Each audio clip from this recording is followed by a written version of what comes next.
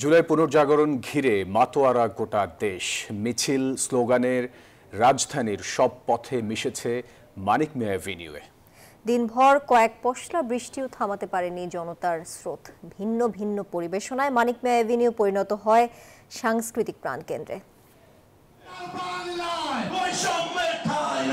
জুলাই পুনর্জাগরণ অনুষ্ঠান ঘিরে গণজাগরণের পথ আজ মিশেছে রাজধানীর মানিক মিয়া এভিনিউয়ে। ফ্যাসিস্ট শেখ হাসিনা পতনে রাজপথে থাকা রাজনৈতিক সব শক্তি মিলিত হলো সংসদ ভবনের সামনে। তবে বৃষ্টির বাগড়ায় অনুষ্ঠানে কিছুটা ছন্দপতন।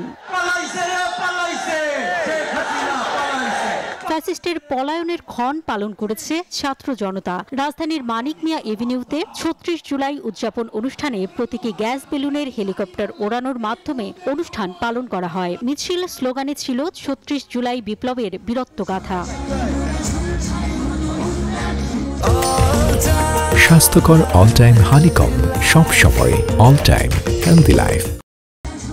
তরুণরা বলছেন, জুলাই অভ্যুত্থানের মূল দাবি ছিল হত্যাকাণ্ডের বিচার, আহতদের চিকিৎসা, নিহতদের পরিবারের পুনর্বাসন। কিন্তু এই দাবিগুলো পূরণ হয়নি।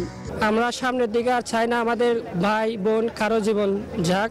বাংলাদেশি হিসাবে সবার জন্য বিচার করব, যে সবাই যেন এক মাপকাঠিতে সব সুযোগ সুবিধাগুলো পায়। আইন শৃঙ্খলা পরিস্থিতির অবনতি, বিচার বহির্ভূত কর্মকাণ্ড, সংঘবদ্ধ সন্ত্রাস বেড়েছে। রাজনৈতিক দলগুলো ঐক্য ধরে রাখতে ব্যর্থ হয়েছে, দলীয় স্বার্থকে প্রাধান্য দিয়েছে। এসব কথা বলেন আগতরা।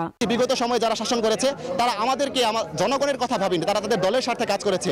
আমরা নতুন কিছু চাই, যারা জনগণকে নিয়ে ভাববে, জনগণের উন্নতির কথা চিন্তা করবে। স্বৈরাচার মুক্ত এবং দুর্নীতি মুক্ত দেশ হিসেবে বিশ্বের বিভিন্ন উন্নত দেশের মতো এগিয়ে যাবে, সেটি আমরা প্রত্যাশা করি।